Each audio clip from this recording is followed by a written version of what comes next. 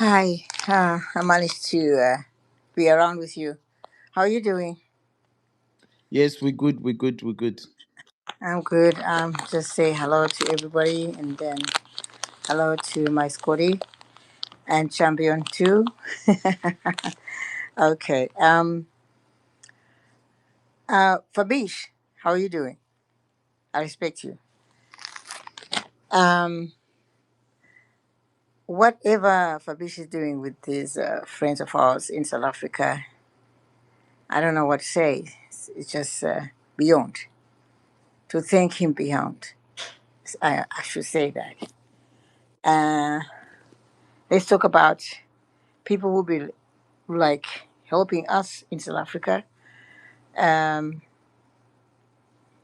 we like we are like sisters and brothers, and that's why you are here with us. That's why you want to help us. And then I did not say hi to my best little sister, Diamond. I don't know whether he's around here. Fine, and my divine, how are you doing? And so forth. So let's get on to area of getting some help from these people who are in South Africa. That's when I'm going to start. Then probably I go to Zimbabwe. South Africa, when they are doing this, they have all the areas whereby if they get all the paperwork and so forth, they don't have, being hassled or with police or anything, as long as these guys who are Zimbabweans have got all paperwork. If you don't have paperwork, don't go. I think so. I don't know what to say. But if you got a paperwork and all legit and everything, you're supposed to be matching on our behalf. We thank you for all whatever you're doing there in South Africa for Zimbabwe. And thank all the friends of ours from South Africa who have been so dedicated to help us to see the world, tell the world that this is what is happening back home. This is unfair, exactly what they are saying and what they are doing to us. And when somebody is like being told you are going to be the president for 5 years, you cannot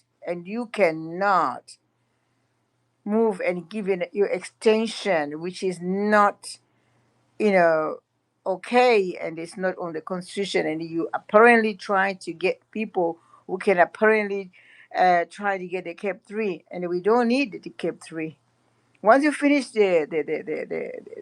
your role of being president, you must get out and get somebody to rule.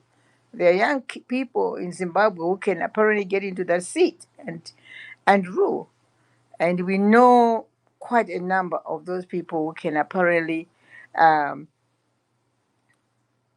make things happen back in Zimbabwe and make sure they have got a good relationship with South Africans. We love you so much, and I'm sure we can keep that information. And then, that dot on that information is very vital to us. That you really, really been very helping to all Zimbabweans in South Africa. Let's go back to our country. I have a feeling that if Zimbabweans who are like going and match, they have to really go through probably the church who are saying no to Cap 3. We had been saying no to Cap 3. And those churches can really go and then match with all Zimbabweans. And to all those Zimbabweans who are here and they are in Zimbabwe, we thank you for all the work you're going to be doing. And we'll be watching you all the way. I thank you.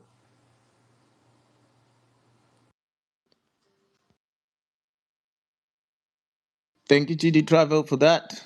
Yes, thank you for the solidarity and so forth and all that, and encouraging Zimbabweans and all that. Yeah. I think you're right. Definitely, that documented people must attend. They are protected and so forth, and there will be police over there, and that is also the vision of March and March. From my understanding, they are not against any documented individuals and so forth. So all the noise that we hear, they are not part of it.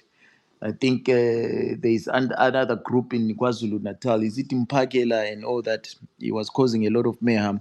and they clarified that they're not, part of that. So this is March and March in collaboration with Zimbabweans and other political parties, as he mentioned. Umkhonto Sizo representatives will be there, SA Action, and so forth. So that's how I think the revolution movement starts, and I think we've seen the gap between citizens and their politicians is particularly in Zimbabwe. That gap, it needs to be closed, and the only way we can do it is to find each other as citizens, form strategic relationships. And we're not inventing any new will. This thing has been done before. Even these so-called revolutionary parties, that's what they did. Zimbabweans or politicians and so forth, they moved from one country to another. Um, South Africans, politicians, they moved from one country to another.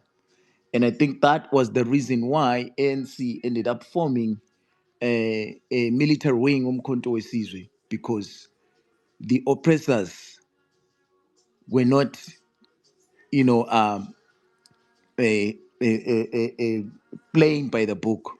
So they had to form that, and they had to go in other countries to find, freedom and so forth. So we are doing the same thing. As a people, we're coming together, we're collaborating, we're doing anything we can to free ourselves. And we must be at the forefront as Zimbabweans. We are in our millions. We're being oppressed by thousands of people that are abusing our resources left, right, and center. We learned a lot. Al Jazeera documentary showed us how wicked these people are, stealing billions and billions of dollars, even our remittances, moving our foreign currency in Zimbabwe. Our brothers and sisters, our mothers, our grandfathers, they were having a long lines waiting for money from the bank, being told that, okay, it's gonna come. Yet they were shipping it to Dubai, foreign currency. We saw that Al Jazeera documentary. We're complaining about the aeroplanes or private jets that they were buying, saying, oh, these millions that they're using, they can be using them to better our hospitals and so forth. What did we learn? They were putting billions and billions of resources into those private jets. So all of that is nonsense. We need to turn things around. And this thing does not come free, as Global South said it. It is not free. And we need to change our mindset as Zimbabweans. That fear of the unknown, it has to go. Because these people have been killing us for the past 45 years. And I say it again, the person that said corruption has killed more than the Holocaust, that person is saying that the real thing. How many people have died in Zimbabwe? Our sisters dying in their numbers because they want to give back, and so forth. That's unacceptable. We hear a lot of stories. We're losing money to have a disease like diabetes in Zimbabwe. You'll be counting down. You'll be going to the grave. But in a country that is functional, that has got everything, but in terms of medication and so forth, they can manage such things. And this is what we're crying for. That country must benefit everyone. And then this Sorowe Bangu, he wants to be the king. He wants to take control of everything. He's destroyed the parliament. They're not talking anything that can build our country in that parliament. So what are we waiting for? So thank you, beautiful people. Thank you, South Africans. Okay, I've said a lot. My co-host, before we go to Fabish, have you got anything to say? Well, please come up.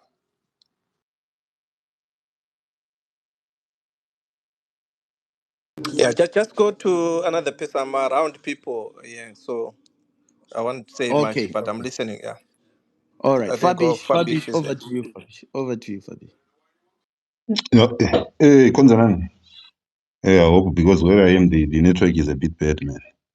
So if you hear me cutting out, then don't worry, because I mean I'm entering in a control room. Thank you very much. Yes. I don't know where to start, but I mean the first thing first, I can say Amandla. I think that is the first thing that I actually forgot to say. But the reality of the situation is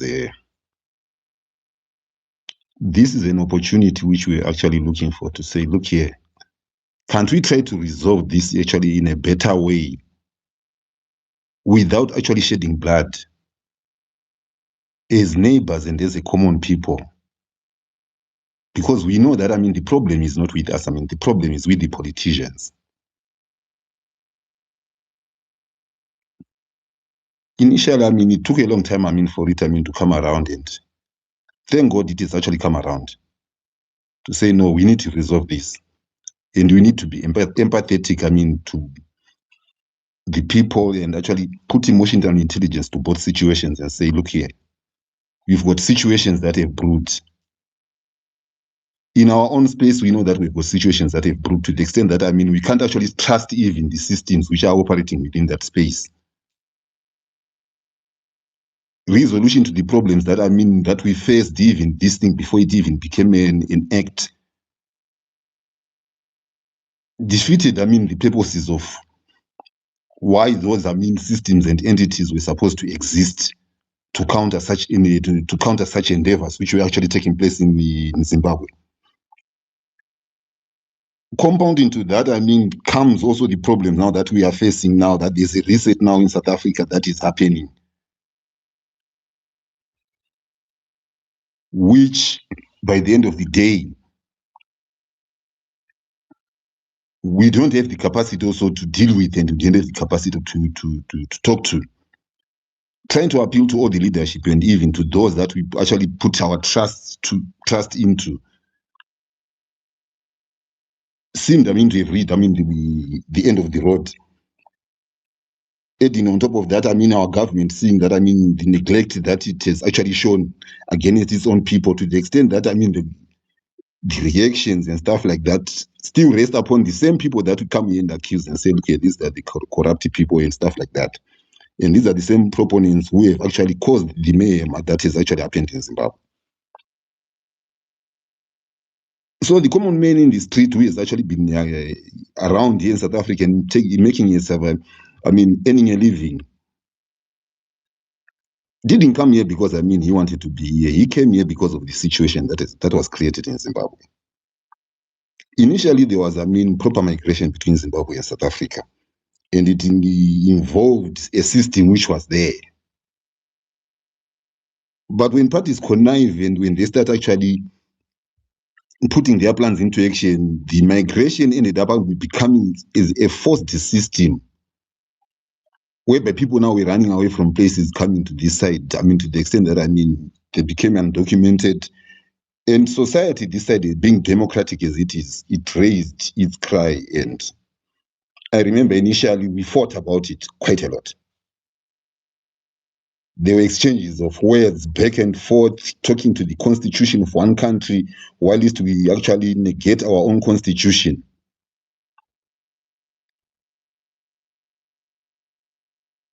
That, I believe, probably angered one of the other parties to say, no, look here, probably you are not actually listening to me properly, because the way that I actually deal with my problems is like this and like that, like that. And the other part would be saying, no, okay, me, the way I deal with my problems is like this, like this, like that. But one of the best things that has happened is, out of those systems that, I mean, people used to have their resolutions or maybe speak to the problems that they've got, the other party said, okay, fair and fine, I've heard you. You've got a problem. I'm willing to help you to resolve your problem. But is that, I mean, can we say, I mean, we can translate it to say no? They said no. Whatever is happening can be stopped. No, we can't say that. No. It means that, I mean, we have to take opportunity of the solidarity and the opportunity that we've been given to say, let's move forward. We are seeing what is happening. So many nefarious forces are actually coming out of these, what you call it, discernment of by the citizens, dissent by the citizens. And as we continue actually going towards the elections, these things will escalate. If there are powers that be in Zimbabwe who actually reason and sit down and say, look here, this is a problem that we caused and this is a problem that requires resolution. They also start now coming to think in their own, what you call it, in their own capacities to say we need to resolve this with the citizens. The problem of creating economies which are not sustainable is one of the reasons also that is actually getting us at this particular point in time. The cluelessness of leadership that we actually have within our own systems calls for such an understanding and actually resolution of such a problem so that we can actually be proper and future people who can resolve these things and institute the proper measures and the methods of how we have actually lived within the diaspora and seen the economies and adopted the technology and stuff like that. These are common, simple problems which could have actually been resolved. We can't afford to have South Africa falling, and we can't afford to have South Africa actually having its own high unemployment. As much as we actually talked about to say, no, these are the possibilities that might come out of this, they listen to us, yes. And if they are resolute and knowing what they do, we've got to respect their wishes and say, listen, this is the reality of the situation. I don't want to say much, because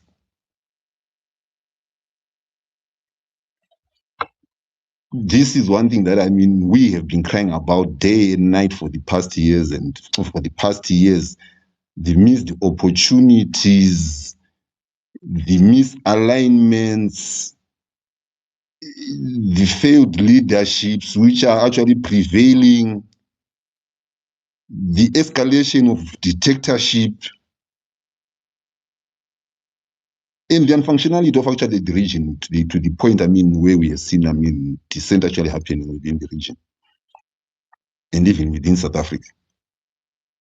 We can't keep on ignoring that and say, no, we can actually leave that to people who we actually elected. And yet that is our power that we actually give to those people to say, yes, power, use it. But unfortunately, that power is turned back and actually used on us, and we end up being abused because we are an afraid people.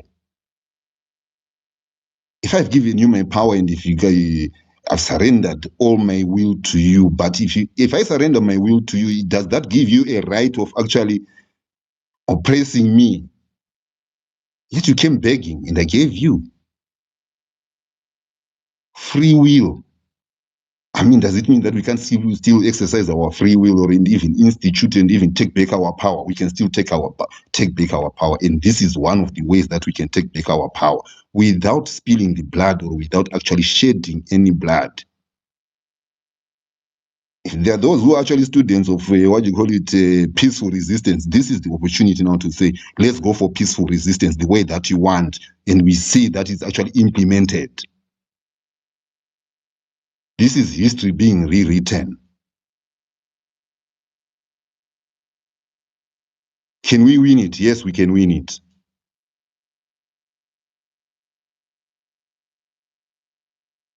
Are there opportunities coming out of this? Yes, plenty plus opportunities are coming out of this.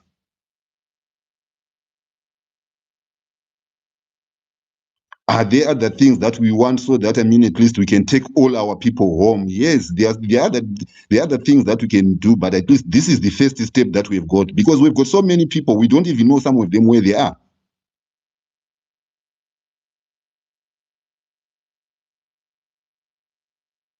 So the preservation of the lives of Zimbabweans actually is one of the topmost priorities that we actually need to look into and be cognizant of such. We can't repeat, June 30, no, it's impossible. And that when we are given the opportunity to resolve this, then we say, no, we can't actually resolve it.